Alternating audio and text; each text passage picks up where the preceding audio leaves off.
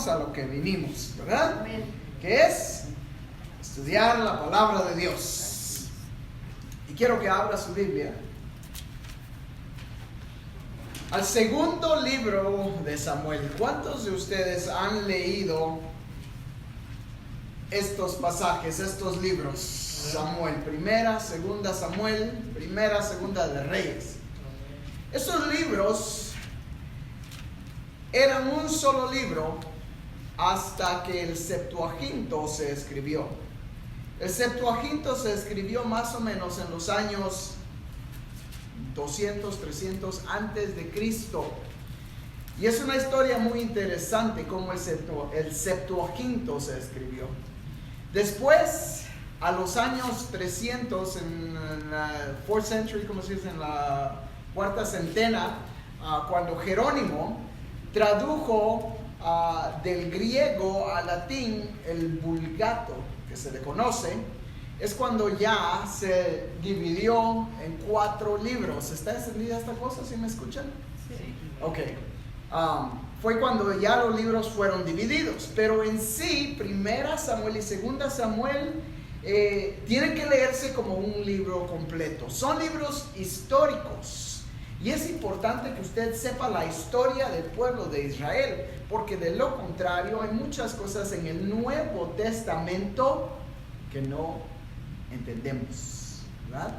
Así es que el Antiguo Testamento apunta a Cristo y el Nuevo Testamento confirma a Cristo, ¿verdad? Y es por eso que es importante que usted conozca el Antiguo Testamento de igual manera como el Nuevo Testamento. Y el miércoles pasado nos quedamos en el capítulo 31 de primera Samuel.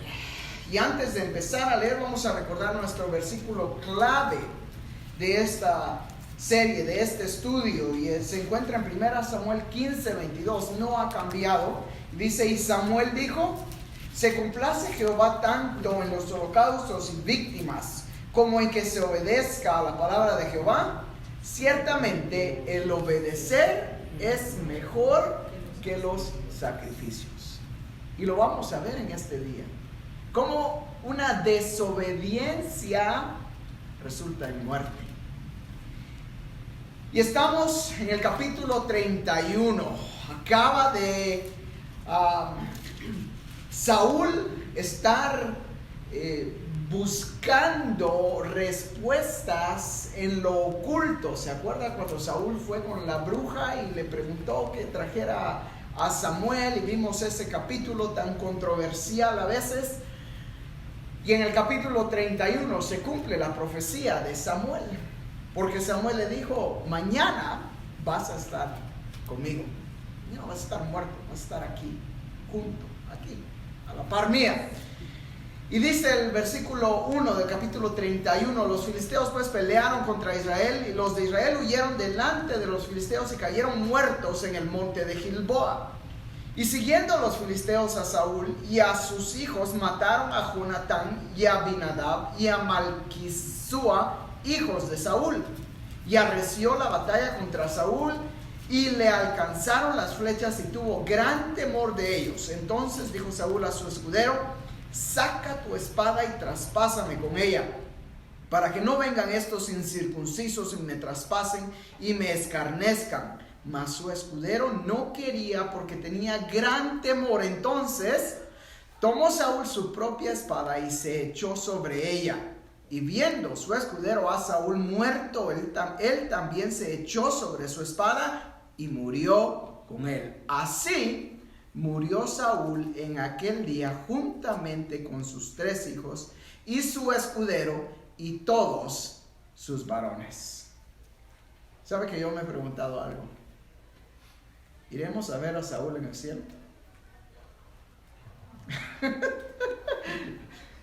No sé, no lo sé. La respuesta es: no lo sé. Quisiera decir: fue el primer rey de Israel, fue el ungido. Pero la palabra de Dios dice que el Espíritu de Dios se alejó de él, y Saúl murió en una rebeldía contra Dios. Así es de que Algún día lo sabremos. No solo eso, sino que él mismo se tomó la vida. Él mismo se quitó la vida. Cualquier persona que comete este pecado de quitar la vida, tanto misma como a alguien más, es pecado contra Dios. Muere en pecado. Porque la vida le pertenece a Dios. Y es por eso que Dios dejó tantas leyes en Levíticos en cuanto a la vida. ¿Se acuerdan? Que no coman esto, no coman el otro, no coman buitres, no coman caballo, no coman, bueno, no dice caballo, pero camellos. Deja un montón de leyes para que el pueblo no coma, porque les era dañino. No podían comer sangre, porque la sangre es la vida y la vida le pertenece a Dios. Y así muere Saúl junto con sus hijos. Ahora, el siguiente capítulo, si lo leemos enseguida, dice: y aconteció después de la muerte de Saúl, que vuelto David de la derrota de los amalecitas, estuvo 2 días en Siclag. Al tercer día sucedió que vino uno del campamento de Saúl, roto sus vestidos y tierra sobre su cabeza. Llegando a David, se postró en tierra e hizo reverencia. Y le preguntó David: ¿de dónde vienes? Y él respondió: me he escapado del campamento de Israel. David le dijo: ¿qué ha acontecido? Te ruego que me lo digas. Y él respondió: el pueblo huyó de la batalla, y también muchos del pueblo cayeron y son muertos. También Saúl y Jonatán su hijo murieron. Dijo David a aquel joven que le daba las noticias: ¿cómo sabes que ha muerto Saúl y Jonatán su hijo? El joven que le daba las nuevas respondió: casualmente vine al monte de Gilboa y hallé a Saúl que se apoyaba sobre su lanza, y venían tras él carros y gente de a caballo. Y mirando él hacia atrás, me vio y me llamó y yo dije: heme aquí. Y me preguntó: ¿quién eres tú? Y yo le respondí: soy amalecita. Él me volvió a decir: te ruego que te pongas sobre mí y me mates, porque se ha apoderado de mí la angustia, pues mi vida está aún toda en mí. Yo entonces me puse sobre él y le maté, porque sabía que no podía vivir después de su caída. Y tomé la corona que tenía en su cabeza y la argolla que traía en su brazo, y las he traído acá a mi Señor. Ahora, tenemos un problema aquí, que tenemos 2 relatos de la vida de Saúl.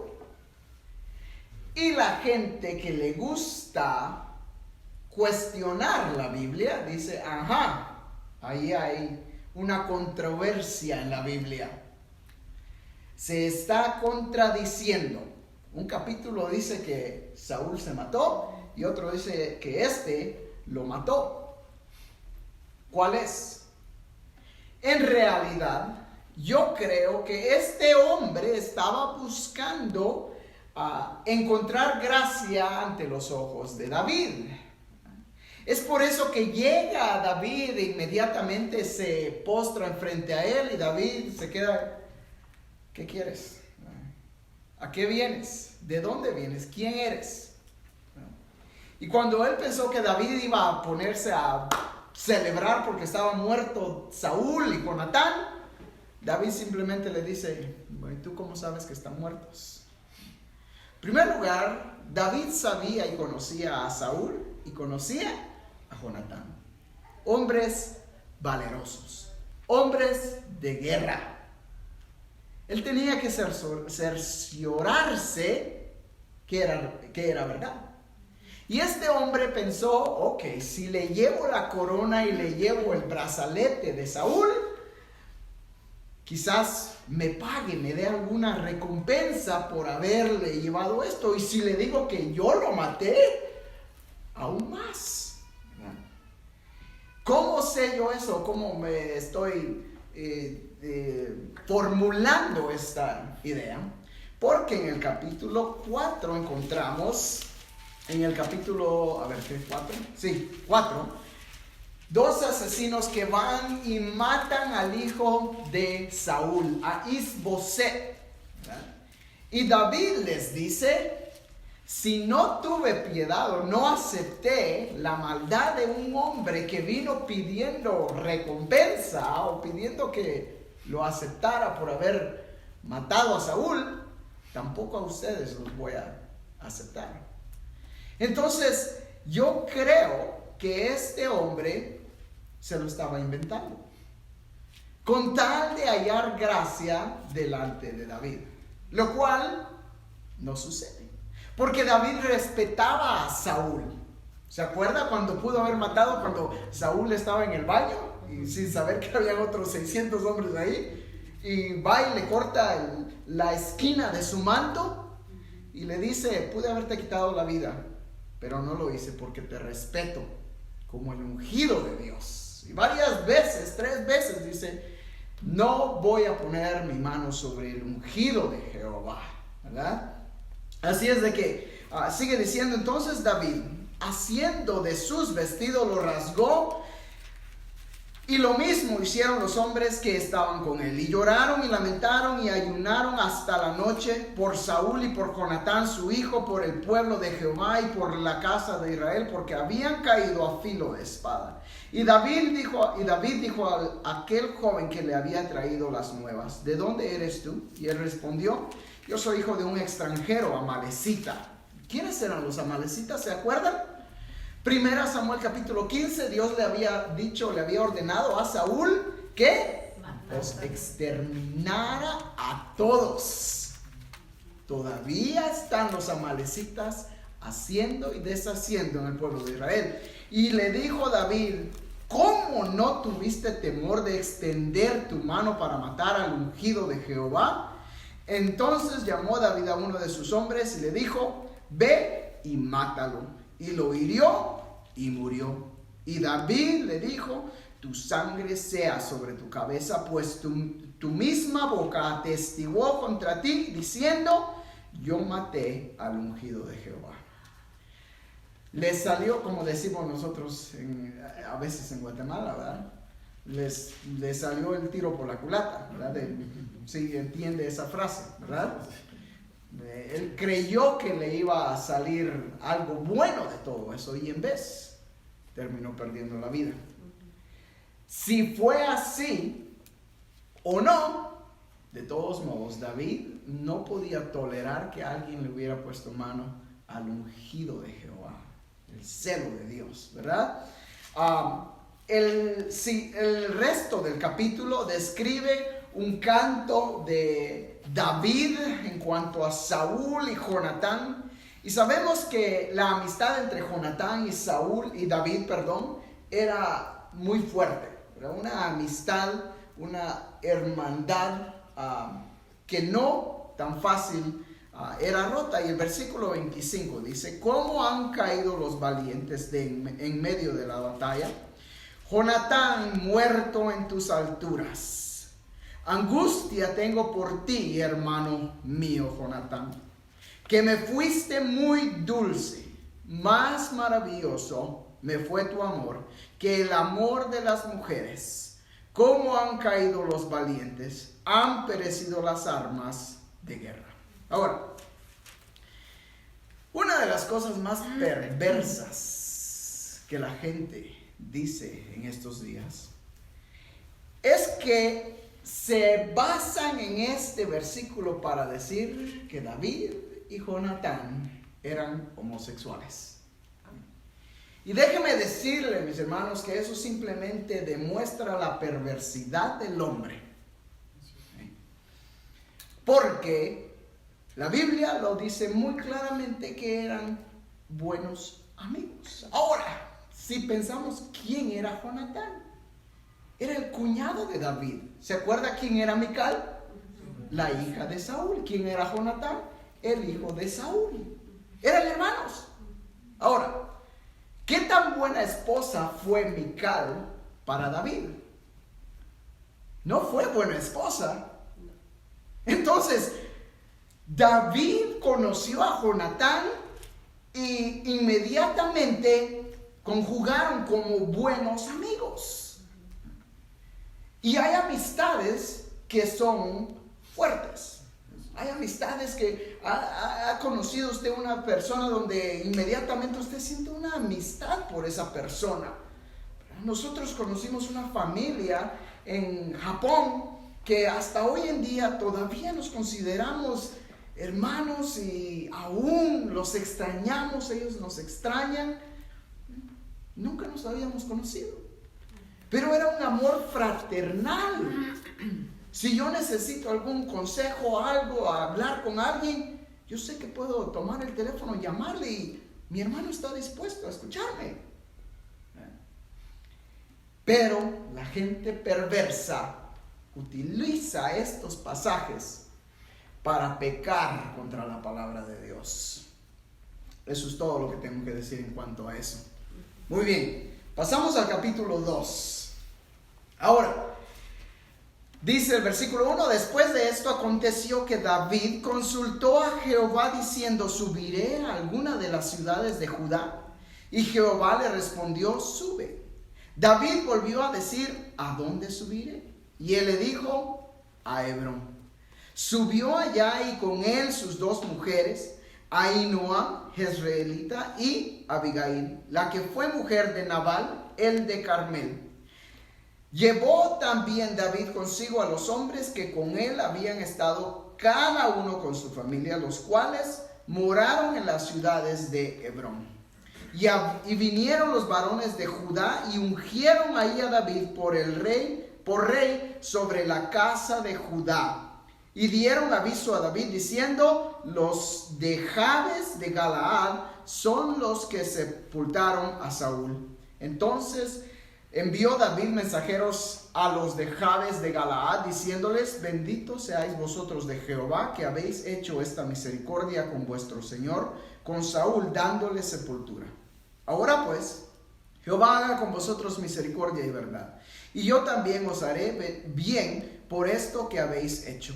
Esfuércense pues ahora vuestras manos y sed valientes, pues muerto Saúl vuestro señor, los de la casa de Judá me han ungido por rey sobre ellos.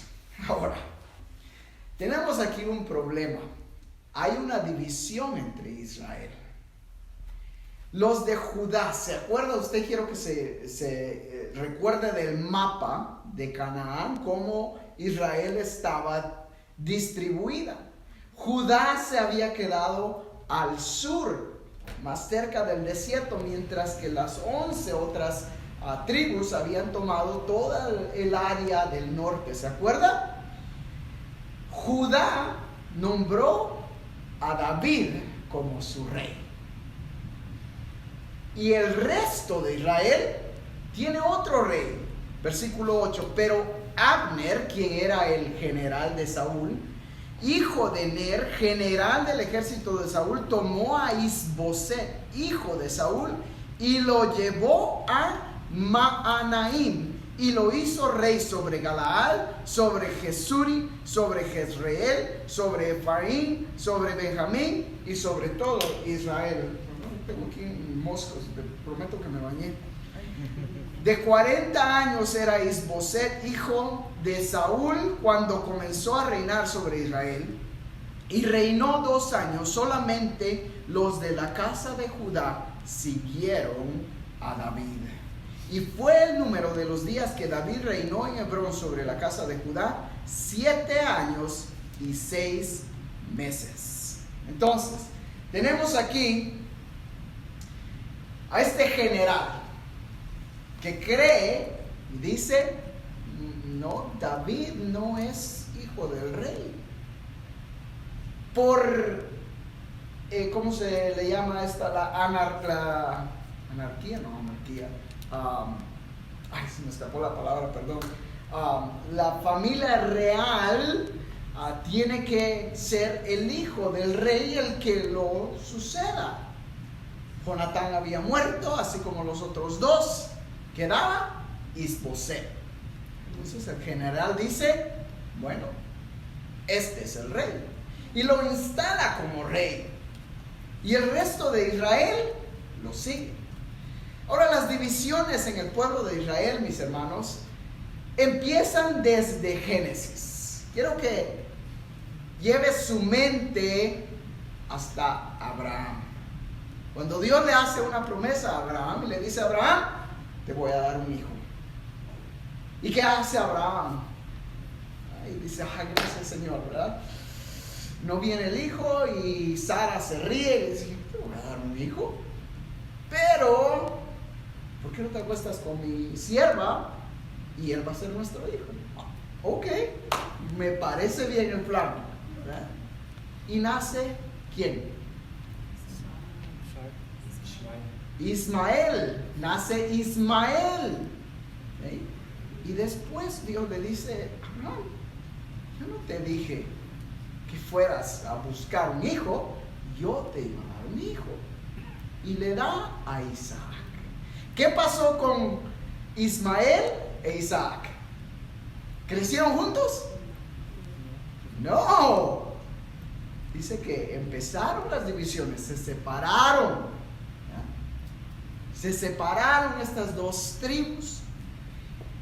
Y la palabra de Dios dice que cada uno de ellos iba a ser una nación, porque Dios también bendijo a Ismael, ¿verdad? Le dijo que iba a ser también una gran nación. Pues desde entonces vienen los conflictos de Israel. Más adelante, cuando Isaac tiene hijos que se llaman Jacob y Esaú, ¿qué pasó con ellos? ¿No también resultaron peleados y cada uno por su propio lado?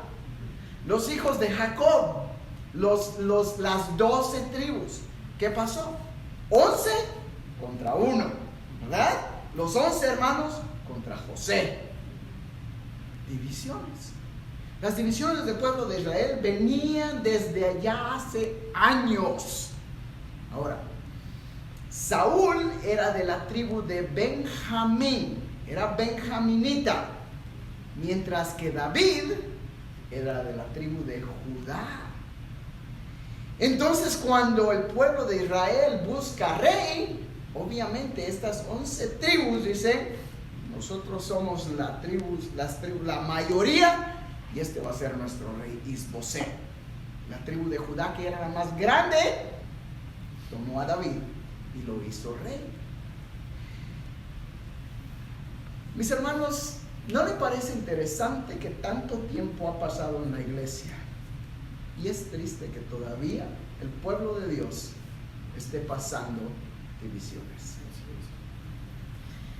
Ahora, las divisiones del pueblo de Israel eran por territorios. Por territorio. Eso era todo el pleito hasta hoy en día. En Israel el pleito es territorio. En la iglesia, los problemas que nosotros nos echamos son tontos. Perdón, déjenme decirle así. Las cosas por las que discutimos y nos peleamos a veces no valen la pena. No vale la pena. El pastor no me saludó. El pastor está enojado conmigo. Ni me habló.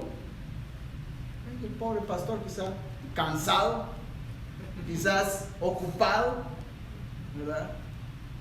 Y a veces nos enojamos y hay divisiones en la iglesia. ¿Por qué cantamos cantos nuevos? ¿Por qué no cantamos himnos? La iglesia solo himnos se deben de cantar. La iglesia solo cantos modernos debe de cantar. ¿Por qué hay batería? ¿Por qué la batería no es de Dios? Esas son las divisiones de la iglesia ahora en día.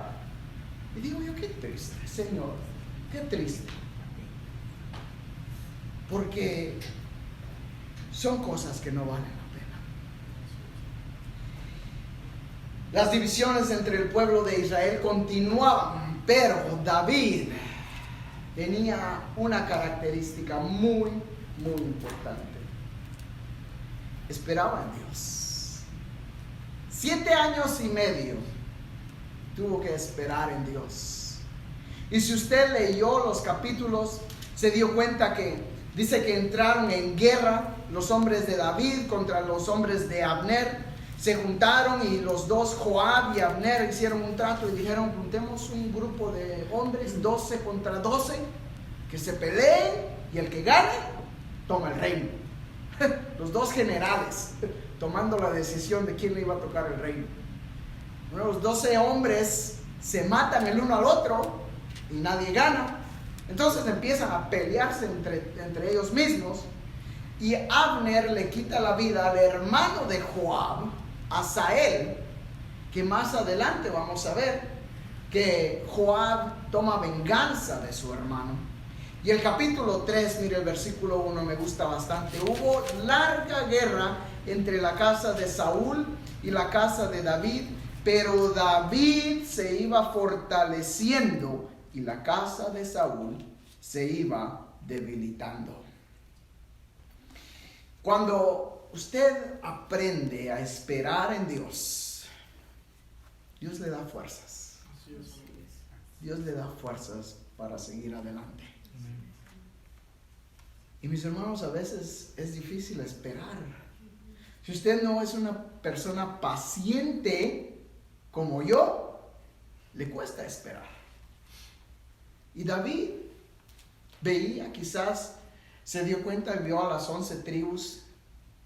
¿Cree usted que le dolió? Que las 11 tribus no lo querían a él como rey. Sí, tuvo que haberle dolido. Pero en vez de decir: no, yo soy el rey, aquí vámonos a guerra, no, esperó en Dios. Señor, esto te pertenece a ti. Le consultó a Dios: Señor, ¿debo de ir a algún lado? Sí, ve a Judá. ¿A dónde en Judá? A Hebrón. Ok, ahí voy. Esperó en Dios. Mis hermanos, a veces la promesa de Dios tarda, pero debemos de aprender a esperar. Muy bien, capítulo 3 habla de un pacto entre Abner y David.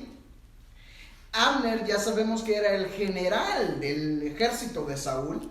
Y mira lo que pasa en el versículo 6. Como había guerra entre la casa de Saúl y de la de David, aconteció que Abner se esforzaba por la casa de Saúl, y había tenido Saúl una concubina que se llamaba Rispa, hija de Aja. Y dijo Isboset a Abner: ¿por qué te has llegado a la concubina de mi padre?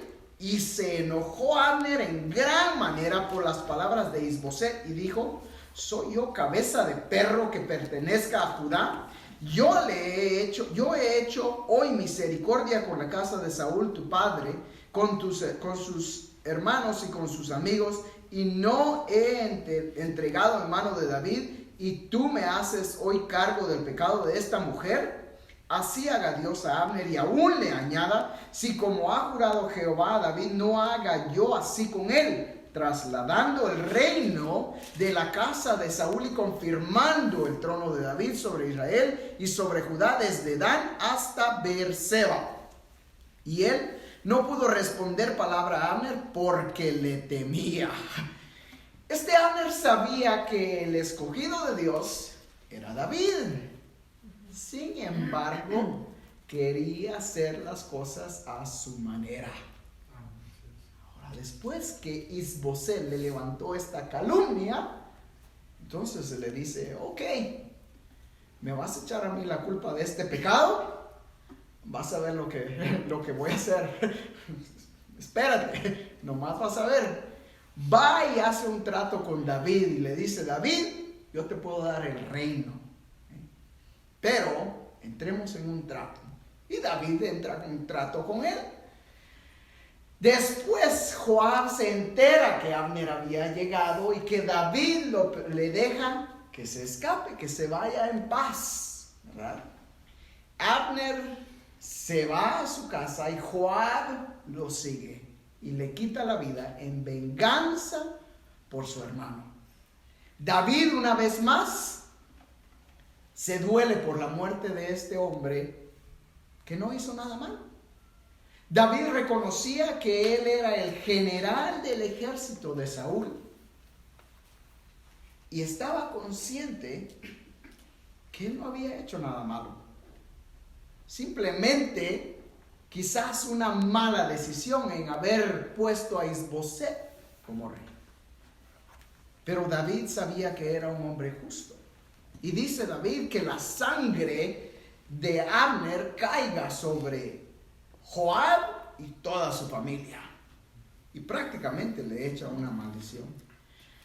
Ok, el capítulo 4 habla de Isboset y el asesinato. Estoy asumiendo que usted leyó estos capítulos y por eso es que lo estamos resumiendo. Acuérdese, nuestro estudio es un estudio resumido, ¿verdad? Quiero llegar en realidad al capítulo 6, así es de que vamos a continuar. Capítulo 5. Vinieron todas las tribus de Israel a David en Hebrón después que ya Abner había muerto Isboset en Hebrón, y hablaron diciendo: henos aquí, hueso tuyo y carne tuya somos. Y aún antes de ahora, cuando Saúl reinaba sobre nosotros, eras tú quien sacabas a Israel a la guerra y lo volvías a traer. Además, Jehová te ha dicho: tú apacentarás a mi pueblo y tú serás príncipe sobre Israel. Vinieron pues todos los ancianos de Israel al rey en Hebrón, y el rey David hizo pacto con ellos en Hebrón delante de Jehová, y ungieron a David por rey sobre Israel. Era David de 30 años cuando comenzó a reinar, y reinó 40 años. En Hebrón reinó sobre Judá 7 años y 6 meses, y en Jerusalén reinó 33 años sobre todo Israel y Judá. Hay algo hermoso que quiero que lleve con usted en esta noche. Lo que Dios promete, lo cumple. Amén. Lo que Dios promete, lo cumple. Tomó 7 años y medio para que Dios le diera el reino entero del pueblo de Israel a David. Sin embargo, él esperó en Dios. Y aunque parecía que el pueblo de Israel quizás estaba prosperando sin él, Isboset quizás estaba bien, David seguía esperando en Dios.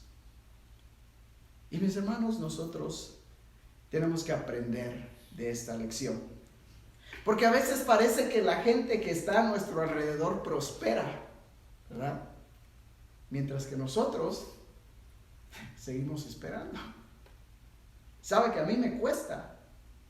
Cuando veo que hay personas que han estado en el mismo área por 10, 12 años, nunca han dejado su familia, están bien cómodos.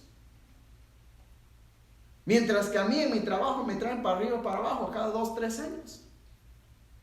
Y cuesta porque dice uno: Señor, ¿por qué a mí? ¿Por qué yo? Si yo te sirvo, yo soy tu hijo. Y estos incircuncisos que no te conocen, ¿por qué a ellos los dejan y ellos no tienen que pasar lejos de su familia? Ellos no tienen que pasar por estas cosas. Y el Señor me tiene que jalar las orejas y me tiene que decir: tienes que esperar, porque la promesa que Dios tiene para nosotros es mucho más grande de lo que ellos tienen. Amén. Cuesta esperar, pero yo sé que va a llegar el día que voy a estar otra vez con mi familia. Amén. Todos los días. Amén. Y si el Señor nos está permitiendo pasar por estas dificultades, es porque Él tendrá algo mejor para nosotros. Amén. David lo sabía, y aunque le dolía, esperaba en Dios. ¿Espera usted en Dios en medio de las dificultades? Amén. Esa es la pregunta. ¿Esperamos en Dios de verdad? ¿O tomamos las acciones en nuestras propias manos? Dios nunca llega tarde, mis hermanos. Nunca llega tarde. Es conforme a su tiempo. Versículo 11. También Hiram, rey de Tiro, envió embajadores a David. Estamos en el capítulo 5, así no se le ha olvidado. También Hiram, rey de Tiro, envió embajadores a David y madera de cedro y carpinteros y canteros para los muros, los cuales edificaron la casa de David. Y entendió David que Jehová le había confirmado por rey sobre Israel y que había engrandecido su reino por amor, ¿de quién? De su pueblo Israel. Mire, ese es un líder de Dios. Por eso es que dice la Biblia, David conforme al corazón de Dios. Sí, pecador como todos nosotros. Pero David sabía que no era porque él era bueno, no era porque él se lo merecía, era porque Dios amaba a su pueblo, que Dios confirmó su reino. Y aquí este rey Hiram le manda madera de cedro, le hacen una cabaña de 5 recámaras y para 100 caballos. Le hacen un palacio y está David, wow. Y entiende, el Señor me ha bendecido por amor a su pueblo. A ver, ¿dónde estamos? El resto del capítulo habla en cuanto a David derrotando a los filisteos. Ahora, quiero hacer una pausa y muy rápidamente regresamos al versículo 7. Al 6 del mismo capítulo 5. Entonces marchó el rey con sus hombres a Jerusalén contra los jebuseos que moraban en aquella tierra, los cuales hablaron a David diciendo: tú no entrarás acá, pues aún los ciegos y los cojos te echarán. Queriendo decir, David no puede entrar acá. Pero David tomó la fortaleza de Sión, la cual es la ciudad de David.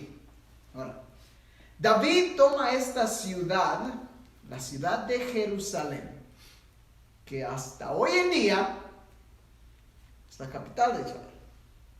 Y toma este terreno porque era estratégico. Todavía no tengo el privilegio de ir a Jerusalén, pero algún día el Señor me lo concederá. Pero dice que Jerusalén está situada en una montaña, ¿verdad? Donde el que va a visitarla tiene que bajar a un valle y subir a Jerusalén. Por eso es que cada vez que usted lee en la Biblia, van a subir a Jerusalén, porque estaba encima de la montaña. Jerusalén desde el principio no era una ciudad de Israel. Los jebuseos habían tomado esta ciudad. Pero Dios necesitaba a esta ciudad para cumplir su plan. ¿Se acuerda el mensaje que le dieron los ángeles? Que en la ciudad de ¿quién? De David iba a nacer ¿quién? Un Salvador, que era Cristo. Entonces Dios necesitaba que esa ciudad fuera apartada para él. Y aquí David toma Jerusalén, y desde este punto en adelante, ahora Israel es parte del plan de Dios, la ciudad de David, que es como la conocemos. Muy bien, solo quería decirles eso porque me encantó cuando me di cuenta. Ok, capítulo 6, rápidamente, no tan rápido porque hay mucho que aprender aquí. Versículo 1. David volvió a reunir a todos los escogidos de Israel, 30,000. Y se levantó David y partió de Baal de Judá con todo el pueblo que tenía consigo para hacer pasar de allí el arca de Dios, sobre la cual era invocado el nombre de Jehová de los ejércitos, que mora entre los querubines. Pusieron el arca de Dios sobre un carro nuevo y la llevaron de la casa de Abinadab, que estaba en el collado, y Usa y Ahío, hijos de Abinadab, guiaban el carro nuevo. Y cuando lo llevaban la casa de Abinadab, que estaba en el collado con el arca de Dios, Ahío iba delante del arca. Y David y toda la casa de Israel danzaban delante de Jehová con todas clases de instrumentos de madera, de haya, con arpas, salterios, panderos, flautas y címbalos. Cuando llegaron a la era de Nacón, Usa extendió su mano al arca de Dios y la sostuvo porque los bueyes tropezaban. Y el furor de Jehová se encendió contra Usa y lo hirió allí Dios por aquella temeridad y cayó allí muerto junto al arca de Dios. Y se entristeció David por haber herido Jehová a Usa y fue llamado aquel lugar Perez Usa hasta hoy. Y temiendo David a Jehová aquel día dijo: ¿cómo ha de venir a mí el arca de Jehová? De modo que David no quiso traer para sí el arca de Jehová a la ciudad de David y la hizo llevar David a casa de Obed Edom Geteo. Y estuvo el arca de Jehová en casa de Obed Edom Geteo 3 meses, y bendijo Jehová a Obed Edom y a toda su casa. ¿Qué había pasado? Acuérdense quién era David. Un músico, un adorador. Él quería agradar a Dios. Pero hay un problema, mis hermanos. Cuando hacemos las cosas por las razones correctas, pero hacemos las cosas mal. David quería traer el arca de Jehová, y eso era bueno. Él quería que la presencia de Dios morara en medio de Israel. Eso era lo que Dios quería desde el principio. Pero Dios había dado instrucciones específicas cómo debían de trasladar el arca. No lo vamos a ver por falta de tiempo, pero Éxodo capítulo 25, versículo 10 nos da la descripción del arca y dice que en cada esquina tenía un anillo, 4 en total, y en medio del anillo tenía que pasar 2 varas de acacia que estaban cubiertas de oro. A ver, tengo aquí una foto para que se dé una imagen, ¿verdad? Obviamente esta es una imagen de un artista, ¿eh? Más o menos se veía así. Y esta caja solo podía llevarse o ser trasladada por un grupo. ¿Quiénes eran? Levitas de la familia de Coat. Específicamente los coatitas, de acuerdo a Números 4:15 y Números 3:31, los puede escribir, lo puede buscar más adelante si quiere. Ellos eran los únicos que podían trasladar el arca. Entonces David aquí lo que quiere es bueno, quiere llevar el arca a Jerusalén, pero el modo en que lo hace no es el correcto. Había visto que los filisteos habían trasladado el arca ¿en qué? En carros. Entonces, ¿qué dice David? Llevémoslo también en un carro, pero que sea un carro nuevo, porque es de Dios. Que sea un Mercedes, porque es el arca de Dios, ¿verdad? Y sacan el arca de Dios y la llevan a Jerusalén. Ahora el terreno yo me lo imagino más o menos como el terreno que tenemos aquí. Obviamente el carro era de puro metal, madera y piedra. El arca era de puro oro. ¿Qué pasa cuando usted junta metal, con piedra? Estos carros no tenían suspensión de aire, o no tenían shocks, no tenían nada, era la pura rueda, ¿verdad? Jalado por bueyes. Cada vez que la caja se movía, pum, pum, pum. El punto que se tropiezan los bueyes, y Usa también, queriendo hacer algo bueno, que no caiga el arca, la detiene. Inmediatamente muere ahí mismo. Y David se queda, ¿qué está pasando? ¿Cómo voy a traer el arca entonces? Y dice que se entristece, y en vez de regresar y orar y pedir la dirección de Dios, En vez dice, pues no la llevo.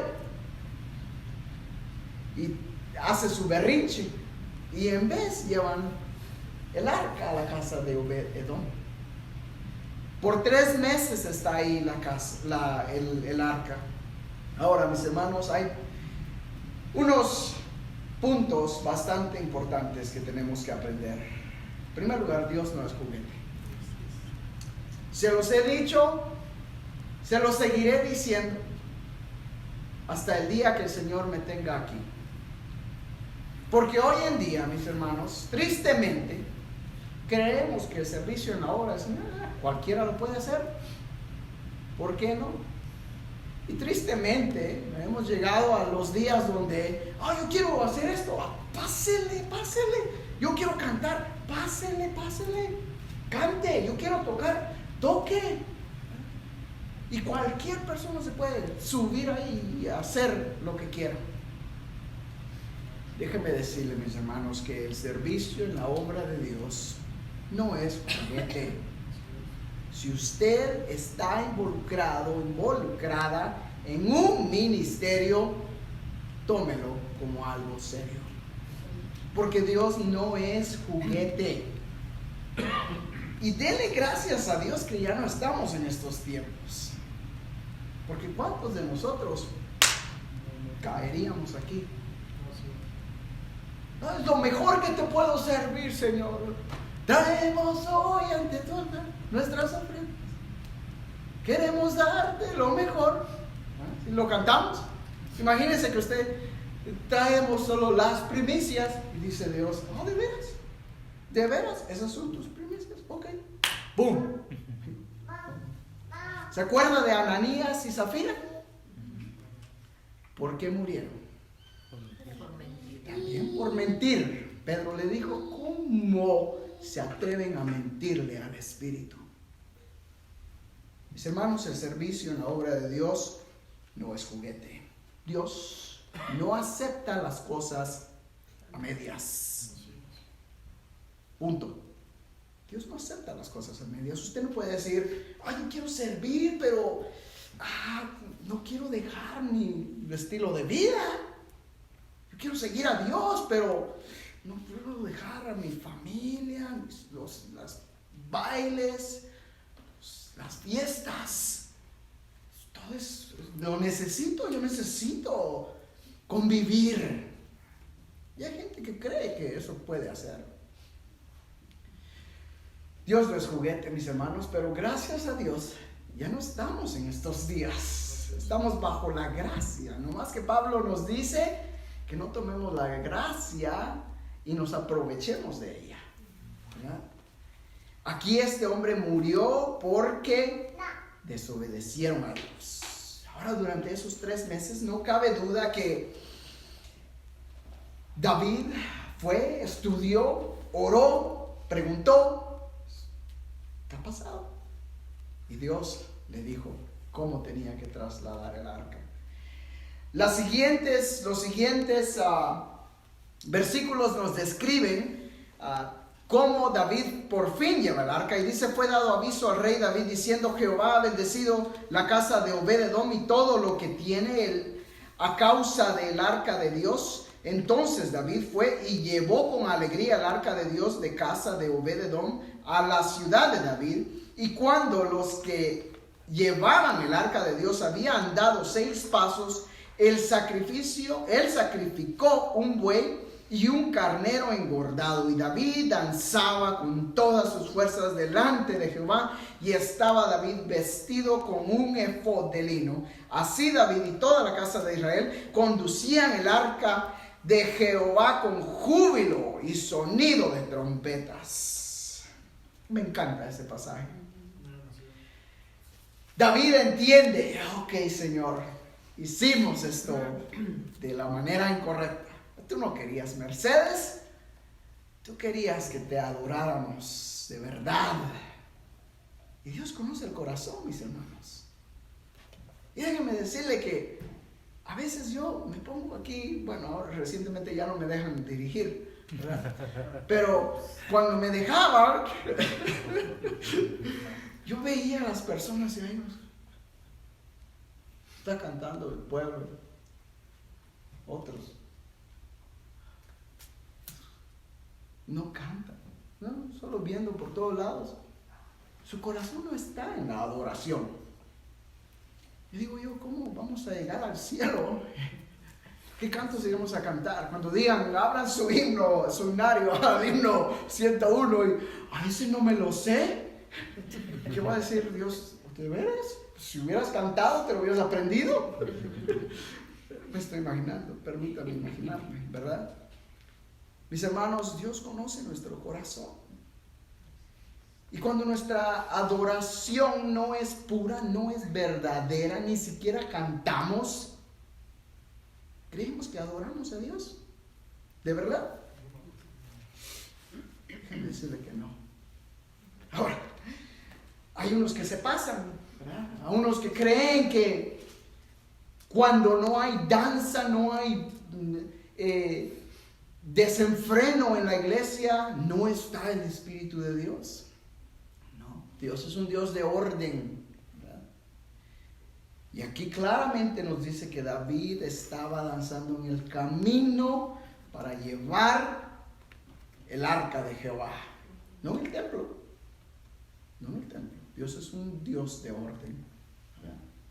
Entonces, la reverencia en el templo tiene que mantenerse.